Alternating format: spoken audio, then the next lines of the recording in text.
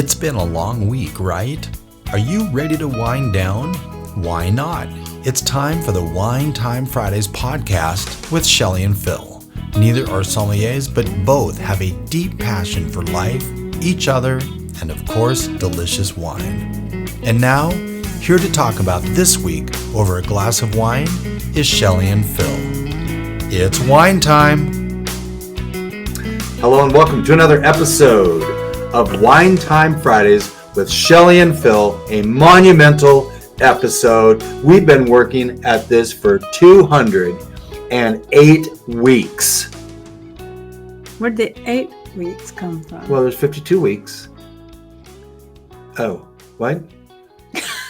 No, I was told there would be no. Well, 104 weeks ago we did episode 100. So yeah, that's every. That makes no sense. You would have to be working at it for 200 weeks. Yeah. 100. I was told there would be no math, Shelley. You're the one who brought it up. Well, we're off to a great start. Anyway, happy Friday. Happy February 16th, episode 200. Happy Friday. It's wine time. I've gotten our notes right at the very top. Let's pop a champagne. Let's do it. So we're going to do that. We've got some things. This is the first non-guest episode of 2024. Wow. You should be very happy about that. Okay. I don't like sitting here. What? I don't like sitting here. For those of you that are watching on YouTube, you can see Shelley's not extremely happy right now. Where the heck's the little tab? Well, so this is a non-vintage. You want to talk a little bit about this while I attempt to open it? A non-vintage. I have to be able to read. There we go. Bara Brut Réserve Grand Cru Champagne. Wow, that has got a great rhythm. Say that again. A Bara Brut Réserve Grand Cru Champagne. I love it. A real champagne. Yeah. From Boozy, the village of Boozy. Yeah. And we've got these Tyrtis. These are unused Tyrtis corks. By the way. Where did you get those? Well, You they gave them. snuck No, he gave those to us. I never saw him give those. Yeah. So Well, those are cute. they are cute. They're unused in the basket and everything. Remember when we had Sam Lang on, he said when you're opening a sparkler or a champagne, you want to make sure that you keep that thumb on once you take the basket off, like this. Okay? Shake it up. Don't shake it up. But you twist the bottle. Oh, it's going to come out nice. Here we go. Happy 200th episode. Nice. Hold on. I have, Germs. on YouTube, there's confetti flying everywhere. Okay. Thank you. Really sloppy. Hard champagne pour.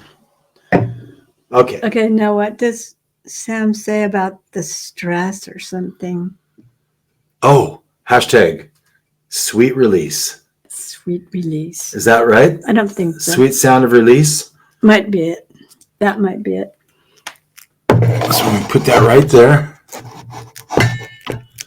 There we go. It's brought to us by Kermit Lynch. Yeah, so we picked this up. Well, let's do a proper toast. To health, wealth, and abundance, gratitude, romance, and Peace on earth. peace on earth. To your, we don't do that anymore. Oh. Dear giggles. Oh, that is very bubbly. And it tastes like a French champagne. You know, we've had a lot of sparklers in the first 6 weeks of 2024. We've had 3 different champagnes now, and then a whole slew of Washington sparklers from Tyrtis. This has been a lot of fun. Actually, Shelley has told me Now, when we go to a restaurant, she's going to have champagne or a sparkler and French fries. Yeah, I'm like, that's really cool. So this is delicious. We got this at Pilgrims Market. If you'd be so kind. Thanks, Jesse. Thanks, Jesse, and thanks, Sarah. Go in and say hi to Sarah at Pilgrims Market and let them know you heard about this champagne on the Wine Time Fridays podcast. It's about $75, non-vintage. And actually, I think this would be a perfect time, Shelley, to go into our social web wine word of the week, which is non-vintage versus multi-vintage. Oh, okay. I'm glad you're going to explain that. Well, so non-vintage versus multi-vintage. This is non-vintage. Many, if not most, champagnes come as non-vintage. They are blended from grape harvests across 2 or more vintages to ensure consistency between the years. Okay, it's where these great champagne houses, they have a history of a certain profile. They're trying to save that to be consistent. Mm-hmm. Multi-vintage are blended from grapes harvested during a designated range of excellent vintages. So I'm still kind of wrapping my head around this, but remember, some of these great champagne houses will actually have a vintaged wine. Mm-hmm. Okay, 104 weeks ago, 100 episodes ago, okay, we had a 20, do we remember what it was? 20. It was a vintage? It was, yeah, it was Cristal. So It was vintaged. It was a 2012 Cristal. And Cristal is a part of the Louis Roederer Champagne House. Their top-notch vintaged champagnes are Cristal. Yeah. But it's interesting because that particular Cristal was named the #1 seller selection of 2022 by the Wine Enthusiasts. Wow. Yeah, so that's pretty, because that's when we had it. It was 2022. Mm-hmm. March 18th, 2022, episode 100. Sorry, have to take a sip.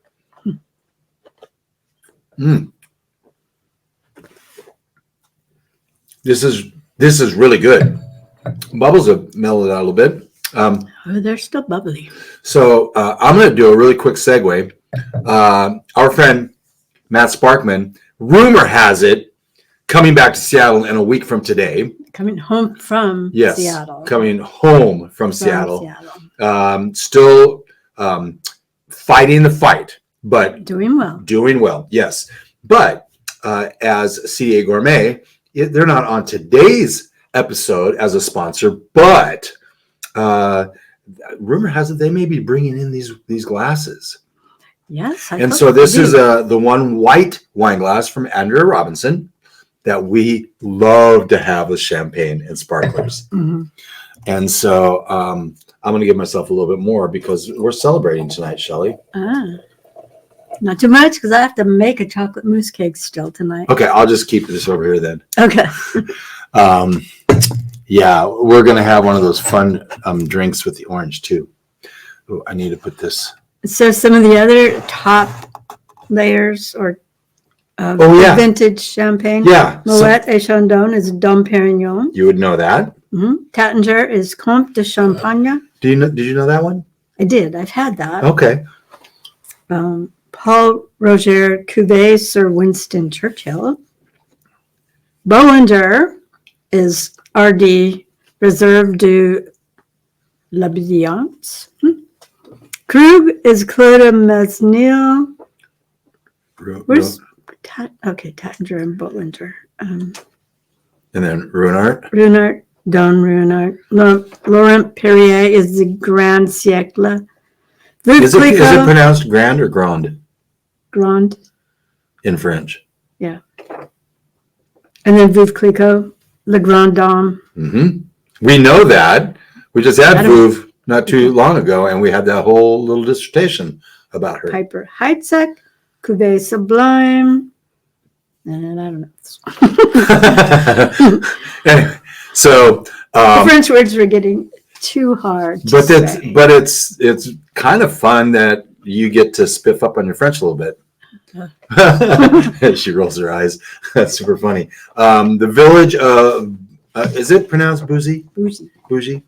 And Champagne Paul Bara are practically synonymous. This historic house boasts over 170 years of history, throughout which generation after generation of Bara has crafted celebrated champagnes from the villages, south-facing slopes, bougies, vineyards, boozies. Because we had a restaurant in Orange County called Boozy Rouge. And so it's boozy. Those vineyards enjoy Grand Cru status thanks to an exposure that favors excellent ripeness and chalky soils that provide stimulating freshness, in addition to housing the deep, cooler cellars essential to aging champagne. This, I believe, do we have a breakdown on what this is? 80% Pinot Noir and 20% Chardonnay. Perfect. So aged in the bottle 3 years before release, it's 12.5% alcohol. Oh, and we have a Disgorge date. Oh, yeah. Remember last week we were talking 20, wasn't last week, 2 weeks ago. Lucy, no. Come here. Lucy, stop. 2 weeks ago when we had Sarah Fowler on from Peju, she asked, have we ever had different sparklers Disgorge dates? And we had, I don't think we have. It would be really fun to taste. This was disgorged on November of 2022. I just said that. Oh, you said the disgorge date? Mm-hmm. Oh, okay.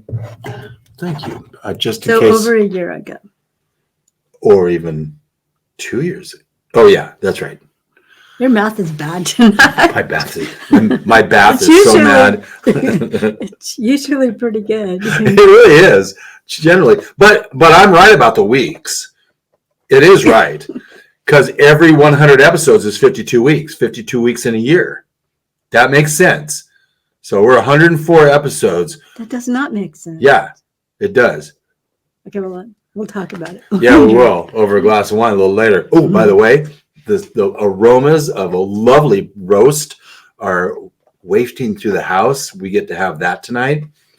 Guess what we'll have it with? Well, we're going to have it with this and another one. Yes. There's a sneak peek right there. I want just a little bit more about this, I think. This also was named in the top 10 of the top 100 wines of 2022 by Wine Spectator. So that, not this one, but that Cristal that we had, which... Well, no, that was really fun and special, and this is very fun and special as well because this is a very renowned champagne house in Champagne, France. So, in the village of Boozy. Boozy, that's kind of a fun thing to say, Boozy. Okay, we did the social web wine word of the week. We're going to take a break, and when we come back, we've got still a whole lot to talk about, and we'll see you in a minute. Cats and kittens. We'll catch you. Cats and kittens. Was it cats and kittens? Mm-hmm.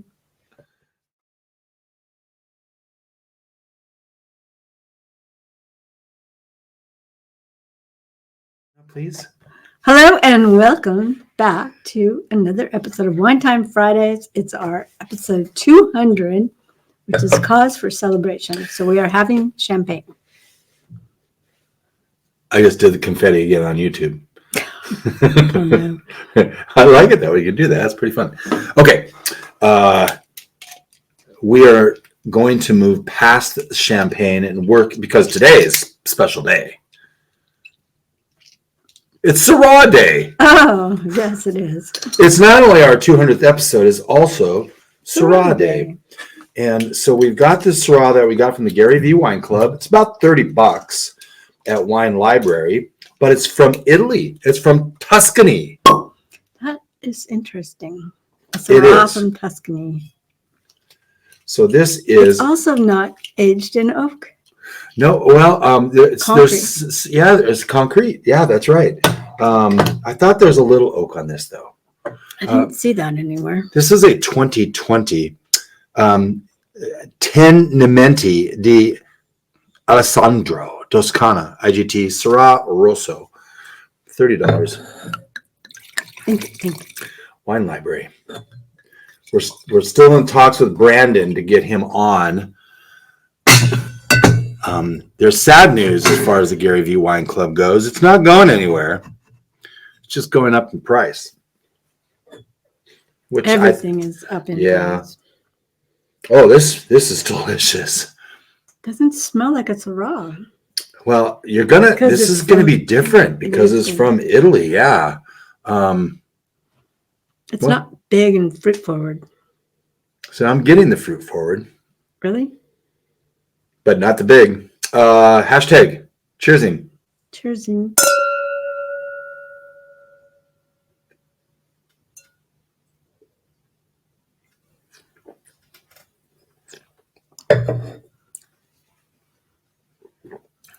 Tastes like it's raw. Maybe. I mean, it's just not as big. This alcohol is 13.5%, which is kind of big for a European wine. A little bit, yeah. I get some balsamic, but it could be coming from the kitchen. Well, yeah. We had a little issue with a balsamic vinegar today. It didn't want to come out, so I had to damn near break the bottle to get the vinegar out. 15 months between steel and cement. You're right. No oak on this at all. I saw the and cement. I just assumed oak, which I think 5 days of maceration on the skins, and then fermented in steel and oak. 15 months, yeah. This is organic also. Ooh, that's kind of fun. Yeah. This, they say you can drink this immediately or even lay it down 5 to 6 years. It seems like for Up 30. to 10. Oh, really? Mm-hmm. Okay. This is very, very good. And this, we have a 7 cellars Cabernet from John Elway collection that we're going to have with that roast tonight, as well as try this. Right. We're going to do as well as it's in the roast. Yeah. Well, not this, but the Cabernet. Yeah. Cabernet. So we had a great time at hospice about a week, almost 2 weeks ago. And we were pouring fundraising event. Yep. We were pouring. No. Well, no, I'm not at the hospice fundraising event. Thank you.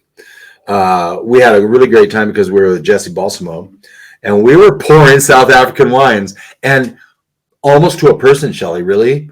We would pour these wines, and they were like, these are fantastic. Now wait till you see the price point. And we were pouring a couple of the higher price point ones as well, but remember that Gamay Beaujolais, that's $15-16. We had that Sauvignon Blanc, the Pinotage Blanc we love. Gosh, it's so cool. So Jesse wants to be back on as a guest, so we're gonna make that happen. It'll be a little later in the year probably, but we should do that. Just kind of State of the Union for South African wines, so to speak. But in the middle of January, about a month ago, you and I took a trek to the Tri-Cities. We sat with John Bookwalter and Fast Eddie with Jay Bookwalter. We sat with the Tiridas team.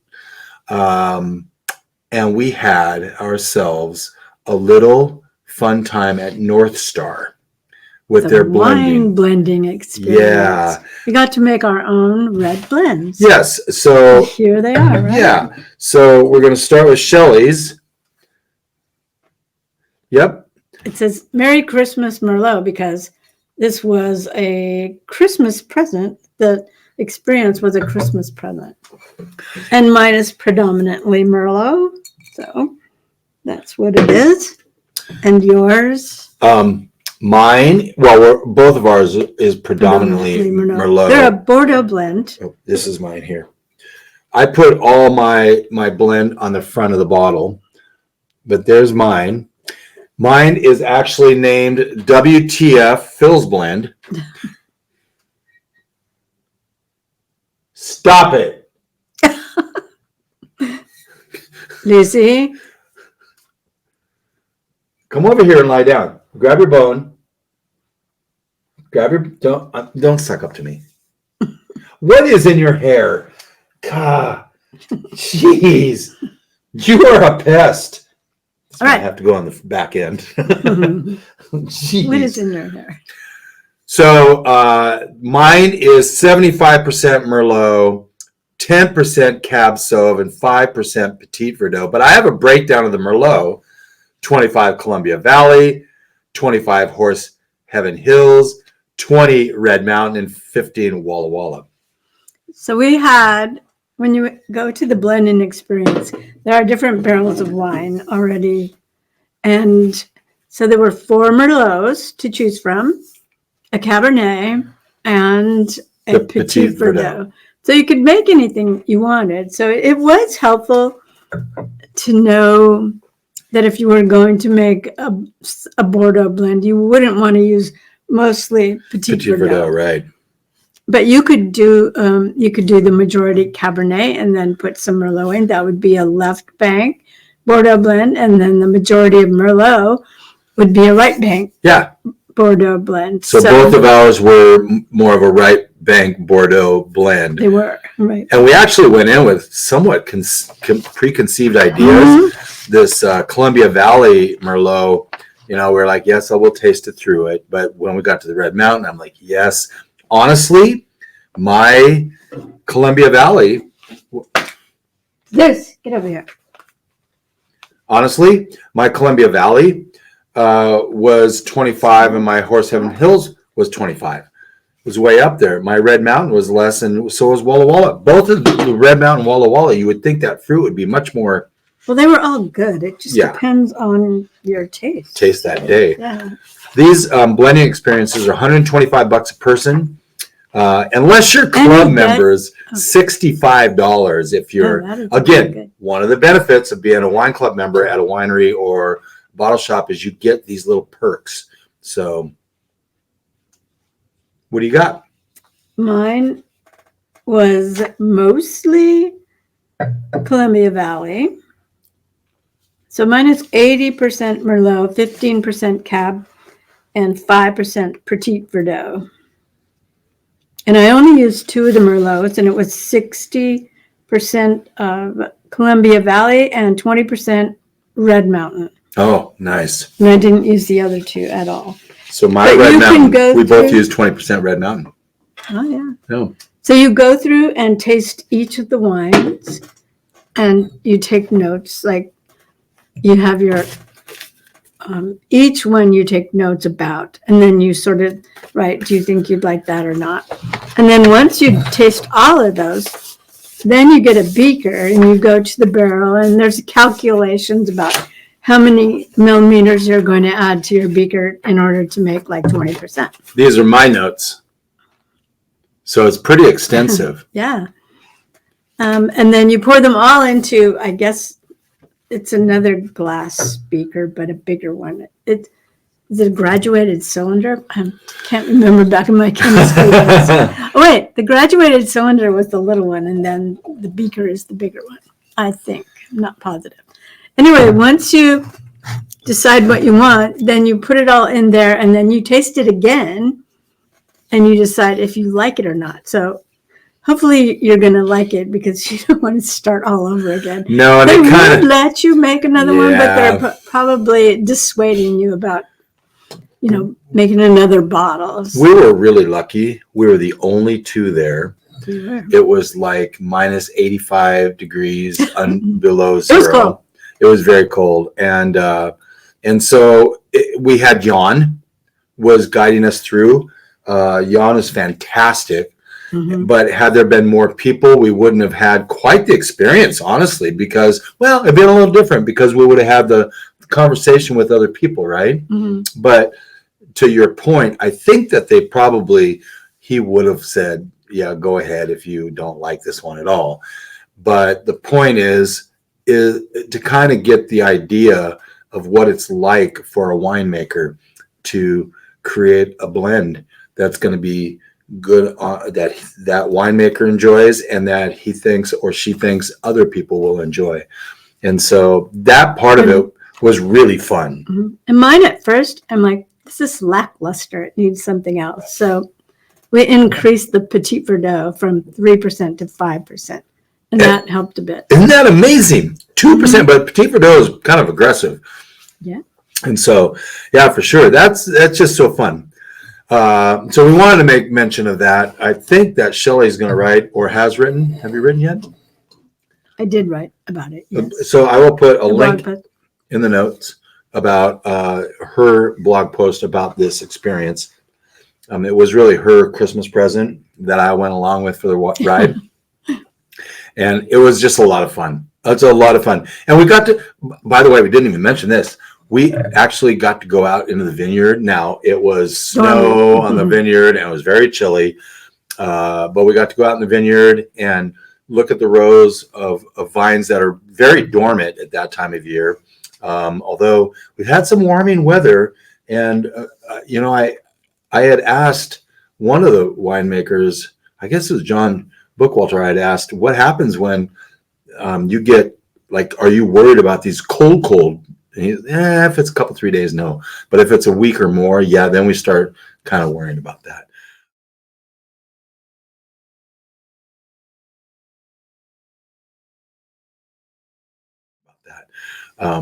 I actually have some food pairings down for the classic champagne pairings. We got the oysters. French fries, fried chicken. Fried chicken. Anything fried. It's interesting, the dynamic between the two of those. But oysters, caviar, sushi, sashimi, soft cheeses, salads, all go well. By the way, almost everything goes with champagne. Remember Sam Lang said, sure, why not a steak? I don't know if I'd do it, but it could be done. So it's really interesting for this Syrah from Tuscany, which is amazing in and of itself. Grilled meats, roasted vegetables, some hard cheeses, Tuscan hard cheeses, and pasta with rich sauces. I would say not bigger things with this one. It's not that big of a Syrah. No, but something with a red sauce would be good for sure. Let's see, what else have I got? I've got, by the way, some statistics. I was going to lead with this and I didn't. Some statistics about the current state of podcasting. Wow. We hit 200. That's kind of a milestone, okay? Mm-hmm. Number of podcasts worldwide, over 2 million. It's up from 800,000 just 4 years ago, okay? Wow. That's quite a bit. Podcast listeners, over 190 million in the U.S. listen to podcasts each month. And that's up from 170 million in 2021. The 190 million is from 2022. So that's another 20 million listeners in a year. Average podcast listener age, 54% are between the ages of 18 and 34, the highest percentage of any digital platform. Wow. That's from Nielsen. So business news podcasts are the most popular. Boo, hiss. Business finance podcasts have the highest number of weekly listeners at 14.5 million. That's from NPR. But how about some other stats? The average number of episodes per podcast is what? 25? 30. 30. Yeah. Wow. Very popular shows with dedicated crews. How many crews do we have? No crews. We have really just you and I. Okay. They publish 2 to 3 times episodes per week, resulting in hundreds of total episodes. The Amateur Hobbyist Podcast, which we're not there, I don't think, anymore. But they average around 12 to 25 episodes before going inactive. Yeah. Okay. Wine and Spirits Podcasts. We would qualify at this. Mm-hmm. So they seem to average between 50 and 100 episodes, usually recording seasonally to discuss harvest releases, etc. Screw that. We're doing it every week. So in our case... Sorry. You don't have to listen, though. Yes, you do. So in our case, reaching 200 episodes puts our Wine Time Fridays podcast firmly in the top producer tier. Yay. What percentage? Top 1%. Really? Yeah, at 200 episodes. Maintaining such consistent publishing schedule over many years demonstrates our longevity and high quality content, Shelley. They haven't listened. You're horrible. We have been dedicated. We have a passion for exploring wine, sharing. This is fun. 200. Oh, I'm going to do one more time with Confetti Burst on YouTube. Boom. There we go. All right. Playing with my little toys. Okay, what else do we have before we wrap this thing up? Some wines we enjoyed this week. Yeah. You're going to make me read them. No, I can do it. I think that's Tertiary. There's a U missing. Oh, okay. Premier Napa Valley Cabernet Sauvignon, Domaine de Gris Sablon Dominique, Morgan Duby. That is a long name. That's also the Beaujolais that we had. Yep. Mount Belvoir Kirby Estate, Sauvignon Blanc, and Juggernaut Chardonnay. Announcements. Oh, yeah. What do we have coming up? We have fun stuff coming up. March the 3rd, Mulled Wine Day. Why is it so late? This confetti is still going. Oh, yeah. I'll take it off. Turn it off. Okay. On the 5th, Global Nebbiolo Day. Ah, that's good. We're going to have a Nebbiolo. Yes, we are going to have a Nebbiolo with Jared Funk with Savaya. We've got a Nebbiolo. In fact, I'm going to let the cat out of the bag. We're going to have a Savaya Nebbiolo 2 weeks in a row. Mm-hmm. There's a reason, though. We're not just doing it. Okay. Right. The Riesling Day on the 13th. On the 26th, International Viognier Day. 27th, World Marcelon Day. Didn't we already have one of those? We kept having to say Marcelon. Yeah, it seems like it's every year. Oh, no.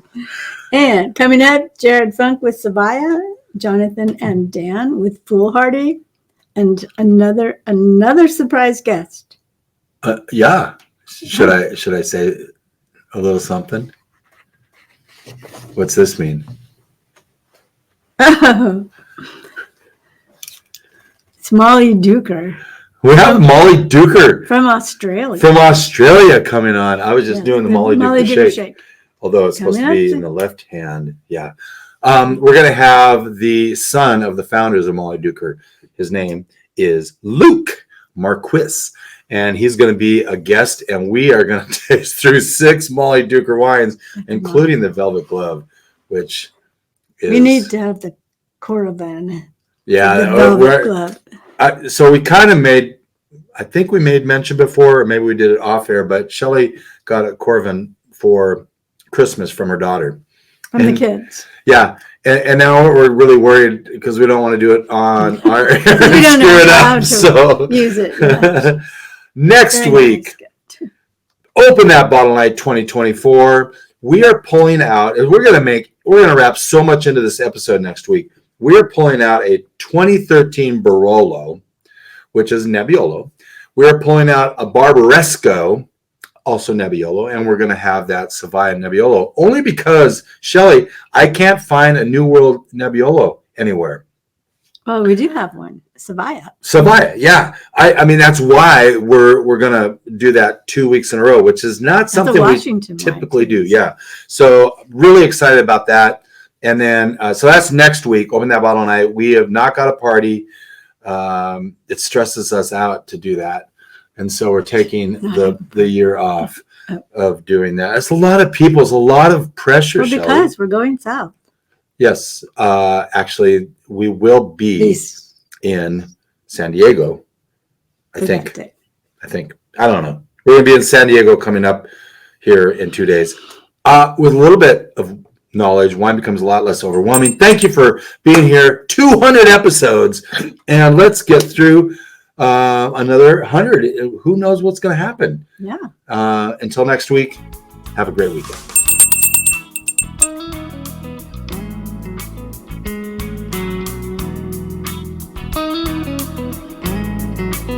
Thank you for spending part of your day to wind down with Shelley and Phil. Remember, you can listen to any episode of the Wine Time Fridays podcast by visiting winetimefridays.com or wherever you get your podcasts. And join us on our Wine Time Fridays Facebook page, Instagram, or on Twitter, which is @VintageTweets, for daily conversation. Until next week, here's our toast to you, to health, wealth, abundance, gratitude, peace on earth, and of course, romance.